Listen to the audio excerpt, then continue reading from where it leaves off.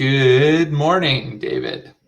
Um, Thank you for being such a good sport and meeting with me before 9 a.m. Pacific time, because I screwed up the event posting and had it at 11:30 Eastern time. So I really appreciate that. For folks who might be tuning in and might not know me, my name is Jake. I use the pronouns he and him. I am the executive director of an organization named Next Gen Men, committed to promoting positive masculinities, healthy relationships, and gender equity in schools, communities, and workplaces.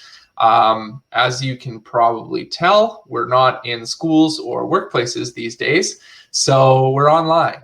And with our workplace initiative, which is called Equity Leaders, we're having conversations with interesting people that we know in our network, kind of in and around our values. And when Equity Leaders does gender equity work, we kind of start with the principle of number one, believe in diversity. It is a fact. Number two, behave inclusively. It is an act. And then three, become equitable, because it is an outcome, right? So that's kind of the framework that we operate through. And then normally in person, if we were doing something like this, we would start with a land acknowledgement. That's been a bit difficult with folks dialing in from all kinds of different places.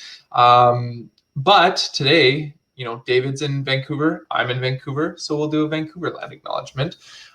So I'd like to acknowledge that both David and I are on the traditional and ancestral and unceded territory of the Coast Salish peoples. That's the Squamish, the Tsleil-Waututh, and the Musqueam nations. And I think any chance that we get to reflect on our country's history of diversity and inclusion will be richer off as we strive for equity in contemporary times as well, too. So I do see one person dialed in here, so that's exciting. If said one person could tell us in the chat box where you're dialing in from, that'd be really exciting. As well as I want to highlight, there is a button to ask a question. So if something that David and I are riffing on prompts a question in you, feel free to park that there, and I'll be moderating that so that we can get to it later. And without further ado, I want to introduce my good friend David Ogle of Dose Coaching. Dose was founded on the premise that we all have immense amounts of untapped genius in our mind, and the practice of coaching is an effective means to distill that genius into simple, doable actions. He brings a cognitive behavioral approach to coaching for business leaders and professional athletes. He coaches through examining the relationship between the processes of one's mind, their actions, and their goals. David led the leadership development team at Lululemon Athletica through $2 billion in growth, coaches executives to Olympic athletes to a variety of leaders within organizations, and has his master's in science in applied neuroscience and mental health. That's pretty new, so congratulations. Thank you. And bringing over a decade of coaching and organizational leadership, David is known for his ability to ask the challenging question, create the conditions for insight, and do so without feeling like the sky is falling. And I'd be remiss if I did not read this part. He is also the proud father of Zoe, the cat who shares his passion for performance. I was so curious if you were going to read that. That's my favorite part. I always like to see who edits it out, which is maybe not surprising most often. I mean, for me, like when I think of us taking work and it becoming home, right? At home we have pets, we have partners, we have children, and like at the workplace we're this nice edited headshot and LinkedIn profile, but at home we're definitely not those things. So for me, it's always important to bring that kind of whole self. So of course I wasn't going to edit that. I love that perspective, and it's actually maybe something that we tie back in later, because I think the interesting conversation in the last 10, 20 years in the world of work has been, for so long it was like I've got my professional self and I've got my home self, and really breaking that down of like I'm just one person. Like, wow, anyone who's trying to break that down has had just a wild reality check in the last month, 2 months of, well, there's no distinction anymore. Like, you're one person. Yeah, totally. Like, how do you work-life balance when there's these compartments, right? Like, there needs to be some fluidity for that balance to be able to even exist. Yeah. So, you know, let's jump into it. I always benefit from your perspective whenever we have coffee. So now we're having coffee digitally and we're recording it. So thanks for adding that layer of weirdness. But in the last month or two, you know, there's been a whole new vocabulary that we've all been introduced to. Social distancing, uncertainty, change, safety. It's hammered into us every day. There's nothing on the news that's not coronavirus related. So what does our current reality mean for our cognitive capacity? Like we there was a status quo that we were used to. Now there's a new status quo that maybe hasn't even fully sunk in yet. How do we cope, and what pathways do we lean on in our process that have no prior experiential explanation? Oh man, where to begin? I find myself talking about this a lot right now because it's unintended. It's on every leader's mind. Um, the first things that come to mind. So one is like you said, there's all these new words, like even the word change. You know, one of the most common phrases I've heard from leaders for the past 10 plus years is, oh my gosh, it's constant change. Everything's changing all the time. And yet now I talk to those leaders and they're like, no, things have actually changed. Right. So like I've been calling it little C change and big C change. And what we're actually experiencing is big C change, which I think is an interesting perspective moving forward of how do we process change 10 years from now, 2 years from now. But our relationship with things that we thought were already kind of normal is new. And then there's things like uncertainty, like mass uncertainty, and words like social distancing. What's that even mean? Well, it actually means physical distancing. So now we're like navigating. I think of trying to run through water, but instead of water, it's mashed potatoes. Okay. And that's the feeling that people have because there's so much to navigate, and some of it is quite thick. And so it's really challenging. From a cognitive standpoint, there's a few systems at play, but the first one that I'll drone on about a little bit is like our prefrontal cortex is this fascinating, amazing area of the brain designed for creative thinking, higher level thought, abstract thinking. And, it has a pretty good name in the world of like, oh yeah, use your prefrontal cortex, solve problems. And when we're in a period of processing all the information I just said, prefrontal cortex is not optimized because it's super energy inefficient. And actually, there's a lot of different ways to talk about the brain. I try and stay away from this area of the brain is good or this hormone is good, like cortisol, bad. It's just not helpful. Oh, Siri didn't like that. But how I do look at it is from a resourcing standpoint. Where is blood flow being directed in the brain? Because that's how our brain's determining resourcing is through blood flow. And what is the area that's going to be receiving more blood flow in a time like this? Because it's better suited and more energy efficient given the volume of work. So think of running a marathon versus running a sprint. Running a sprint, not very energy efficient. Running a marathon, you have to be more energy efficient over a period of time. Our brains are doing the same thing naturally. It's looking at the volume of content it has to get through and saying, what's our most energy efficient pathways? Leverage them, which it's not good or bad. And of course, it has some risks.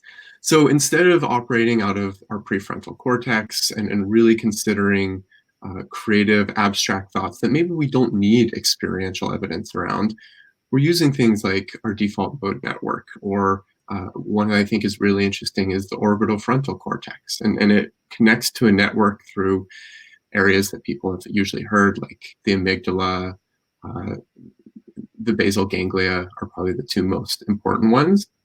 But what that's responsible for is processing change. So when we observe change of any sort, that's the area that lights up and really starts to examine, okay, what's the change and what do we need to do to stay safe? It's more complex than that, but it's the fundamental thing to remember is that's what's firing, and that's the underlying question we're asking. And are we doing a disservice to ourselves? Because, when we use language like social distancing, like we're giving ourselves something wholly new that we have nothing to ground ourselves in to process, versus saying something like stay home and shop once a week. It's a great question, because on one hand, I think the reason social distancing stuck is it was novel. It was a new word that caught people's attention and made them say, oh, what's that mean?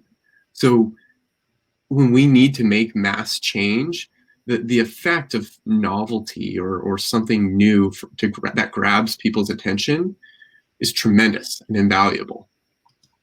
Is it like great that the word that we chose doesn't really mean what we want it to mean? Because I think that's part of the challenge is you say social distancing and then people say, well, what's that mean? And then it leaves a lot of room for interpretation, because if you want to get very literal, social distancing means you're distancing yourself socially. But that's not the intention behind it. So I actually, something I'm really enjoying is seeing some evolution and a lot of thought coming out around the term and saying, it's more physical distancing, and here's what it means, and here's what it looks like. So I think we're moving in the right direction. And I think the alternative is we don't have a tagline, like that word that people can rally around. And then we actually just don't create any sort of change. I think what we're actually observing is, as humans, we're really, really connected to binary logic. We want yes and no, good and bad. Like when we make a decision, it's like, what's the right decision? What's the wrong decision? Which is why when we're presented with a myriad of decisions, it gets really hard. When we're in the process of significant change like this, I need a term. What's my term? Social distancing on, social distancing off. It makes it binary and goes back to those brain networks that want really simple distinctions. And right. There's a great way to connect this to heuristics and bias and all that later on if you want. Well, that was going to lead into my next question, which you had the script for, so you're cheating. But like something that I always appreciate about our coffee chats, and for anyone tuning in, we have a few more people on the line now. But clearly you have a very strong neuroscience, brain-based kind of lens on these things. And I often come to you with, an idea or a feeling, and I'm like, I think this is bad, or this is wrong, or this is, an issue to look at and explore. And I always really appreciate how you help me synthesize what is the science in the brain behind this, and how should we kind of look at it. So if we have like this theory of different things being cast as right or wrong, or kind of either sides of those binary, what role then do those heuristics and biases and habits play in someone's mind when they have a lot more, a pandemic, a once in a lifetime, hopefully, knock on wood, event to process these days? I gave this example to a group of computer engineers on Monday, and they chuckled at my rudimentary understanding of how a computer works, but they're like, yes, fundamentally, you're correct. So if you think of, prefrontal cortex, higher level thought, as your random access memory. So just like your working memory, the working memory area of the brain is highly agile and super creative and really energy inefficient. And the hard drive, or like that deeper memory, is a bit slower, but also like faster when it comes to the brain. But it doesn't connect to broader things as quickly. And it's really quickly to just jump into, okay, here's the action and move forward.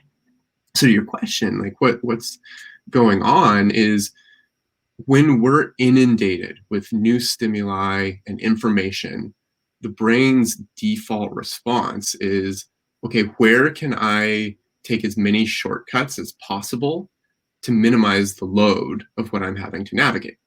That's where the term cognitive load comes from, is what's the load of my cognition? And so when we think of heuristics and bias, they play a huge role. And on a survival level, thank goodness, because if I had to think about how to make my coffee every morning, I just wouldn't get past it. Like I'd have beans and I'd just be chewing on them. But because I have heuristics and I have working memory that can pull from deeper, pathways, I'm able to get through that. And that's, where habit really plays an interesting role. The challenge is, and this is, the concept I really think is important for us to remember is bias is unconscious, which means as much as we like to talk about it, as much as we like to build awareness, it's still unconscious. It's happening and it's just going on. So my brain is diverted to lots of big questions and thinking and stress and uncertainty, which means in other areas, it's going to leverage bias a little bit more. Again, not necessarily a good or a bad thing. It's just the way it has to work. It can't all of a sudden have significantly more cognitive capacity than it did a month ago. This is what I always really appreciate about our conversations about bias is because, I run unconscious bias workshops, but I always run them with the caveat and literally standing in front of a group of people and saying, this won't work, right? Just because you took an unconscious bias workshop doesn't mean that you are not biased people, right? And a quick example of like how bias isn't necessarily good or bad. In one workshop, a woman said to me, in my family, I have a stronger association with women in family and men in career. And that's how my parents were. And it works for us. And she felt kind of singled out that she has some sort of unconscious bias because we've like vilified, like you're biased around that. Right. But then I said to her, and if that works for you, that's great. The problem it becomes when it's used as a measuring stick, when then women have to stay home with their family and men have to be career driven, right? When we're telling women that they, can't get ahead in the workplace because they took time off to have a kid, or vice versa, when we tell men that they're also not able to take that time off, right? And so I think that's a really nice way of showing that, these biases and these shortcuts, they're helping us, get through the day to day, but there's a broader conversation about the culture that those biases exist in that we really need to get ahead of and have those upstream conversations around. Yeah, and I think to tie it into what most of us are probably experiencing right now, and this is, I think, maybe the little flag to hold up for folks of, hey, watch for this, is because our biases are going to be leveraged a bit more, we will constantly find ourselves in situations where that phrase jump to conclusions, like we jump to conclusions a little bit faster because our brain is just trying to provide rational explanation. Like think of what we're doing all day long. Like I need to feel certain what's a month from now going to look like, when is this going to end? Like we're obsessed with finding certainty, and bias offers a very certain explanation for all the other little stuff and sometimes the bigger stuff. And I've noticed it in myself.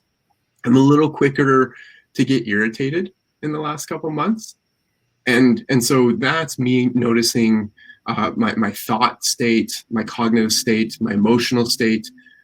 But what's underlying that is I have biases that are driving those affective states for me. That whether I'm aware of them or not doesn't matter, but they're a little bit more active. So, I think of, I live on 4th in Vancouver, which for those who don't know what 4th is, it's a like moderately busy street. And when motorcycles drive by and just like really rev their engine, it annoys me. I'm more annoyed by it now than I was 2 months ago. So 2 months ago, it was a 6 out of 10. Now it's like a 7, an 8 out of 10. And I think it's a really good example because what's more annoying about the motorcycles now than a month ago? Nothing. But my cognitive load is spread a little bit more thin. And so I have a bias of some sort that's like people who drive motorcycles and rev their engines around apartments are jerks or something like that, right? Which, whether it's true or not, doesn't matter. But that driven thinking is then when I hear that, I become inordinately just a little more frustrated. And then that spreads into everything else I'm doing. What if I'm on the phone with a client? Does my listening change for them? Do I start to measure, like you said, that measuring? Do I start to measure differently? Or, jumping to stereotypes too, right? Like, we're in the midst of launching our youth program online for the first time. And in my head, I have this very strong stereotype of these teenage boys sitting at home playing too many video games, right? And I got a call the other day from, someone who owns a bunch of McDonald's chains. And he said to me, I have these teenagers coming into work in the morning and then going home. And normally they would go to school, but now they're going home or they're working longer shifts. I'm worried that when this ends, they're not going to want to go back to school, right? And I was like, holy, you just blew my mind. I didn't even think about that, right?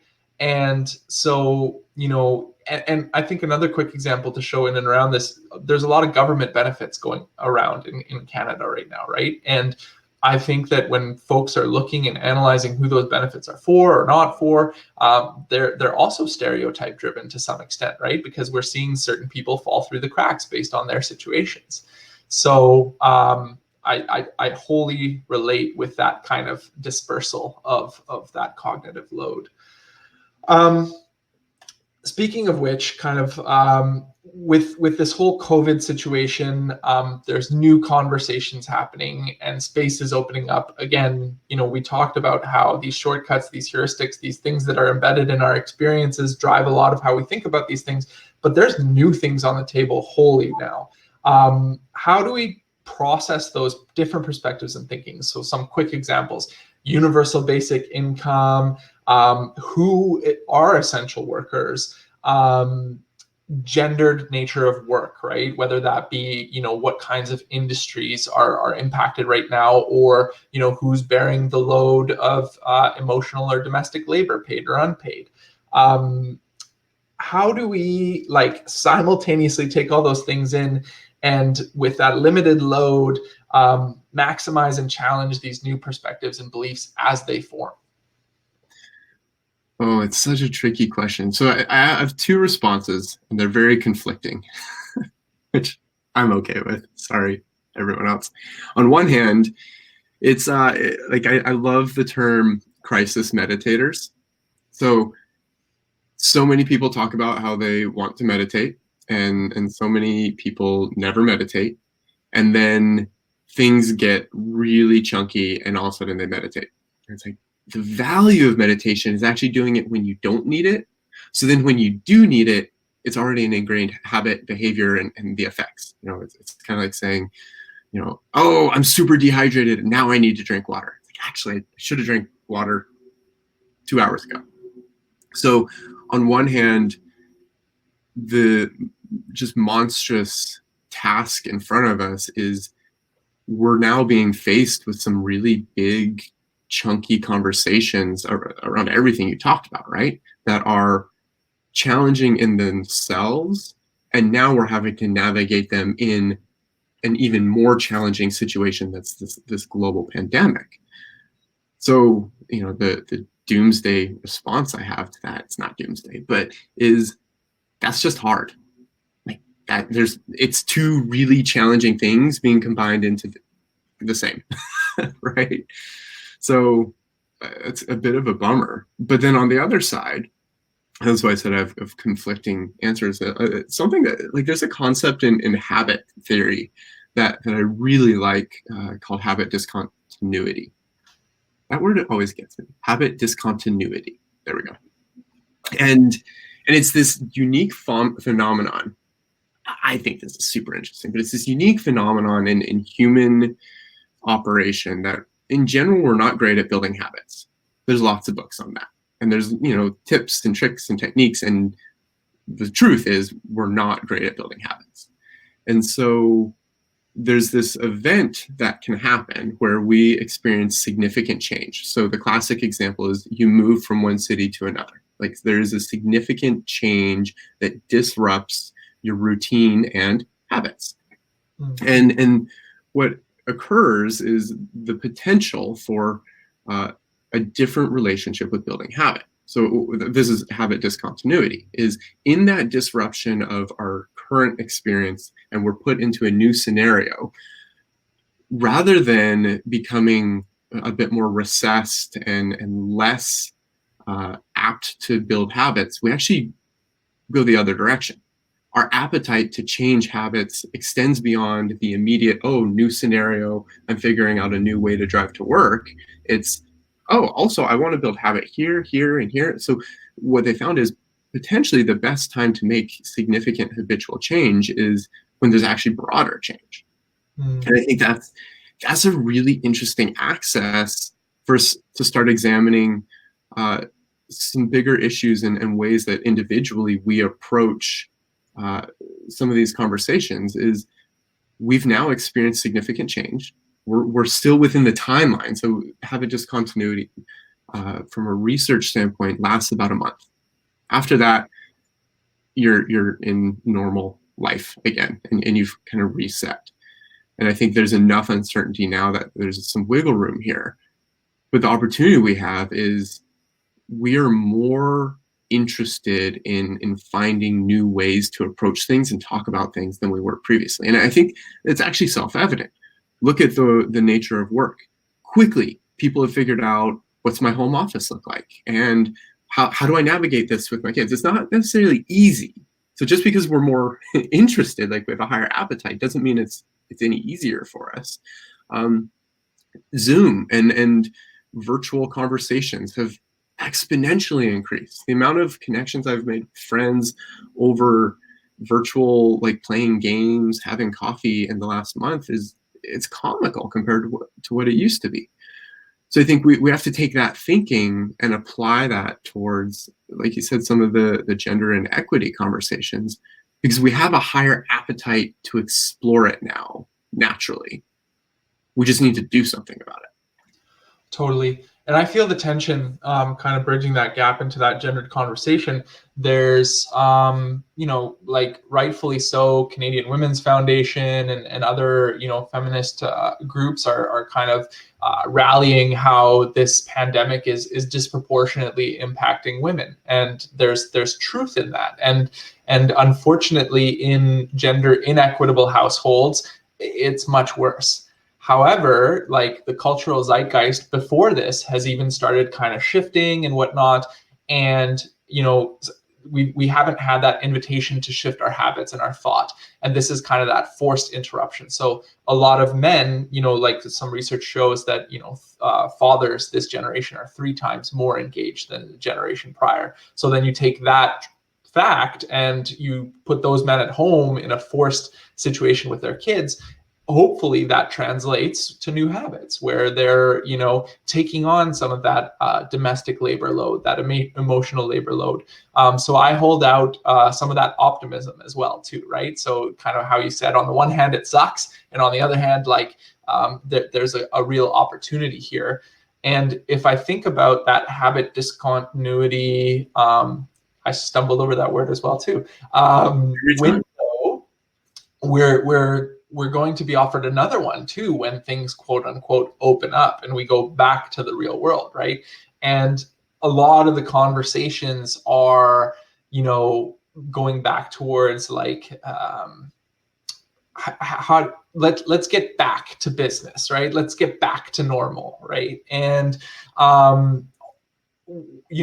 maybe at the outset, like I'm probably guilty of this too. I was like, this is going to be like a 2-3 week thing and then we'll be okay or whatever.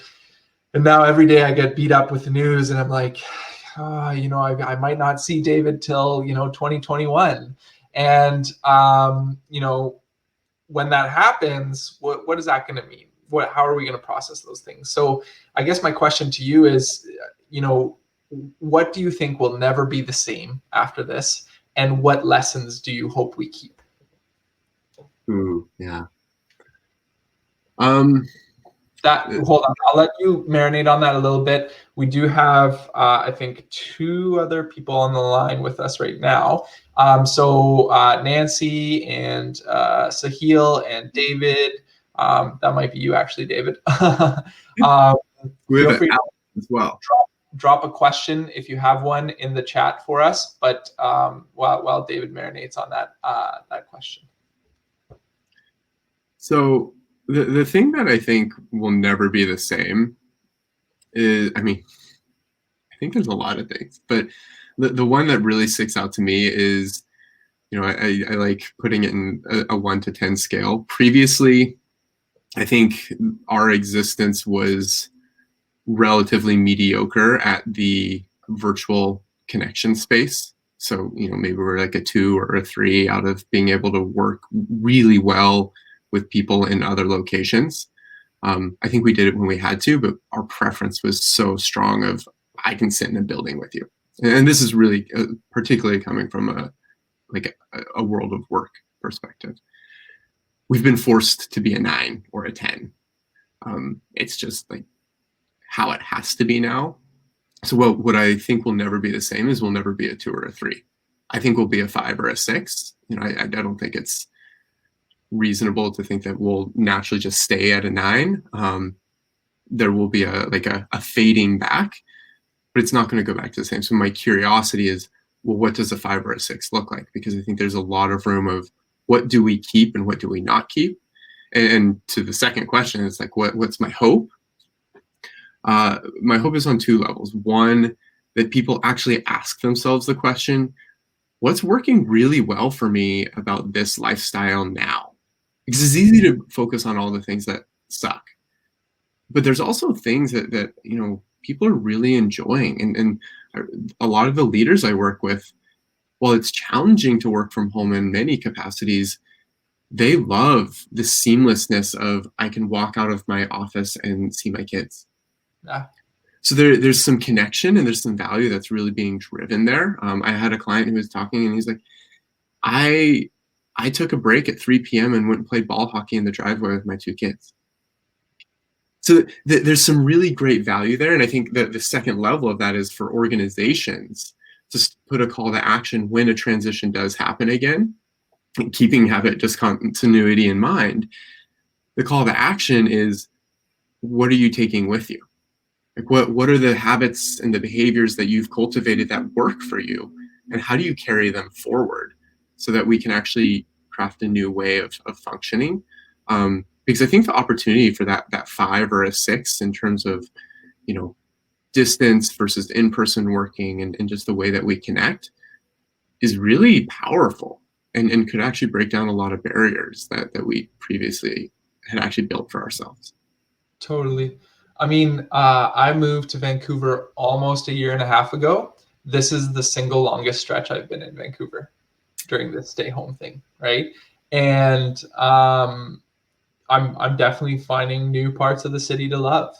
Even just from not like a business standpoint, but like, oh, this street has just really great cherry blossoms when you walk on it, or those kinds of little things. So getting to know where we're at better. But then on the flip side of that, I have a few friends who recently had babies, and the men in those relationships were planning to take some time, but later on. And now, my best friend says, I just love working from home because in between calls, I can go and look at my 2-month-old son, right? And those are opportunities missed and otherwise. And, I'm a huge advocate for men taking parental leave. So I'm hoping that this is a little bit of insight in that.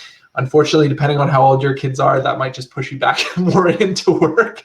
But again, if we at this moment in time don't understand the value of universal childcare, we never will, right? Because those parents, and even just those of us who are not parents but know parents and empathize or sympathize for them, we see how valuable it is to have those people able to go to work. Just last night I had a call with a friend of mine, and she's separated from her partner and they're shuttling the kids back and forth.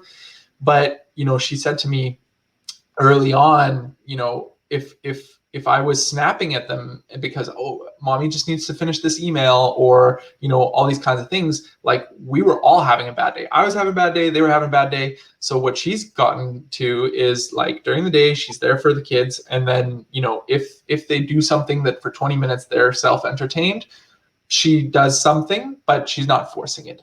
But then, in the evening, because her partner's at work during the day, they swap the kids, and then she works all evening, right? And that's two full-time jobs, right? And the mental health load, and the removal of that individual's full capacity from our economy and society and all those kinds of things. So I think as well, something that I hope is that we change what it is that we value, right? Like, GDP is so growth driven, but it doesn't actually measure our experiences of life as citizens, as society, and those kinds of things. And another note from, like, way early in our conversation that I wrote down, you said that people are always talking about change, right? Change.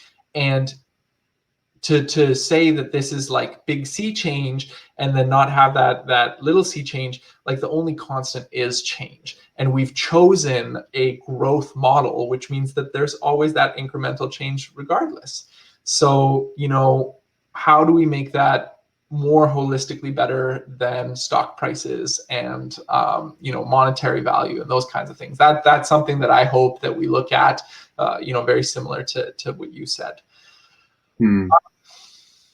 We don't have any questions in the chat, but anything interesting came up for you from this conversation that you might want to dive into a little further?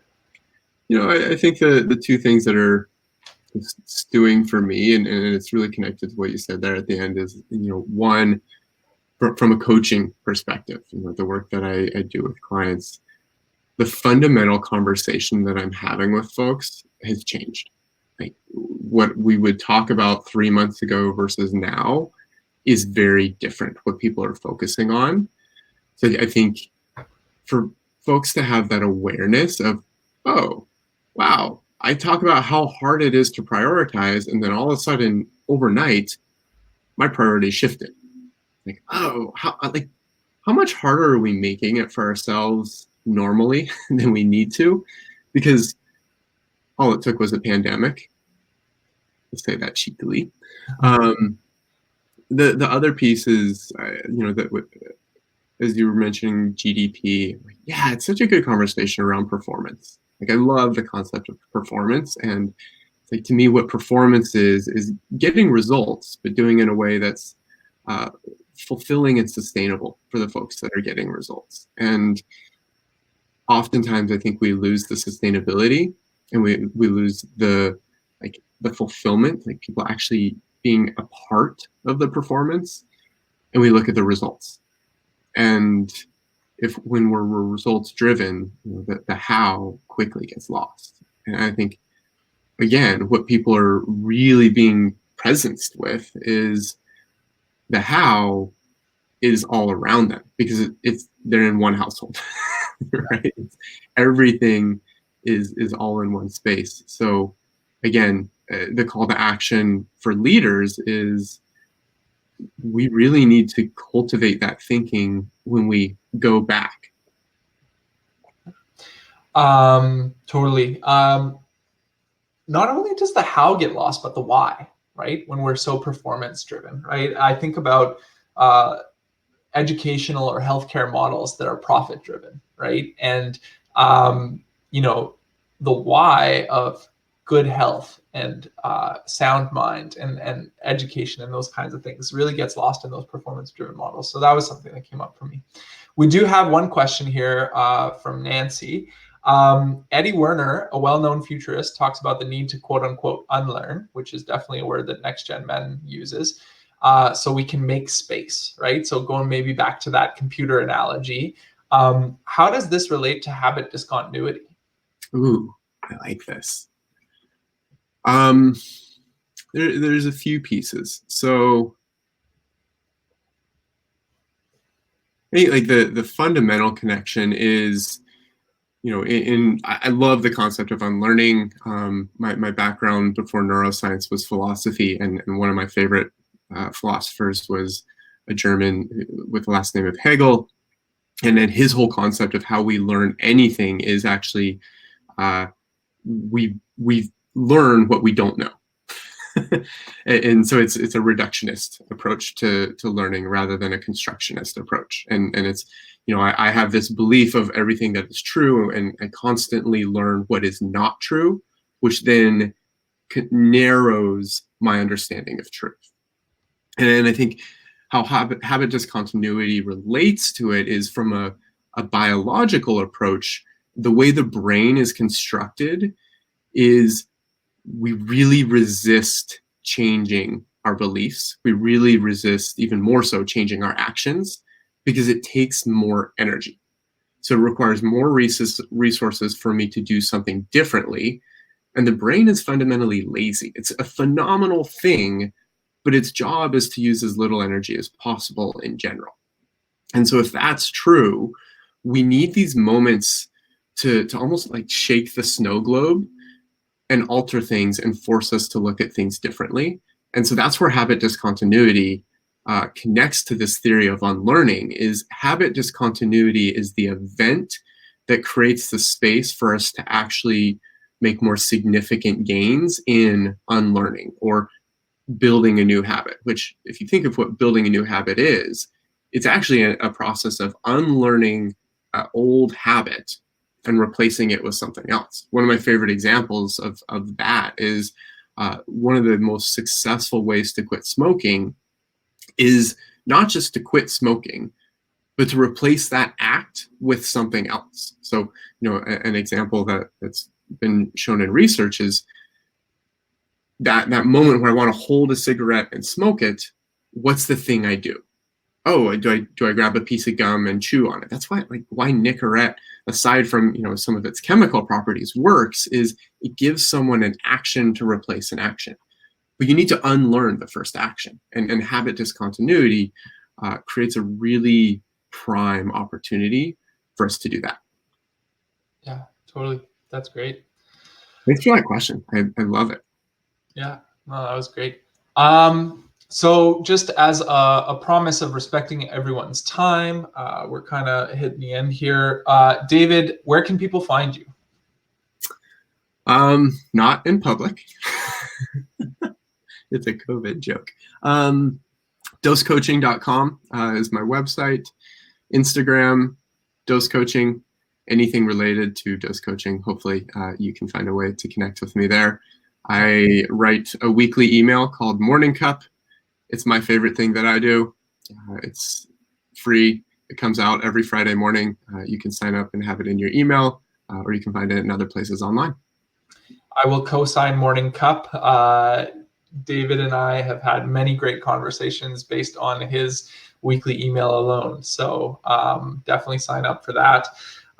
If you want to check out more equity leaders, please go check us out on Twitter at equityleader.org, or find us on LinkedIn. And I also write a newsletter, but it is very irregular. So I'm hoping to, habit discontinuity, start writing more regularly. Nancy, thanks for tuning in. Sahil, thanks for tuning in. This will be on YouTube. Hopefully more people will get a chance to take in this great conversation. David, thank you. Everyone, have a great day, and wash your hands. Thanks, Jake. Bye.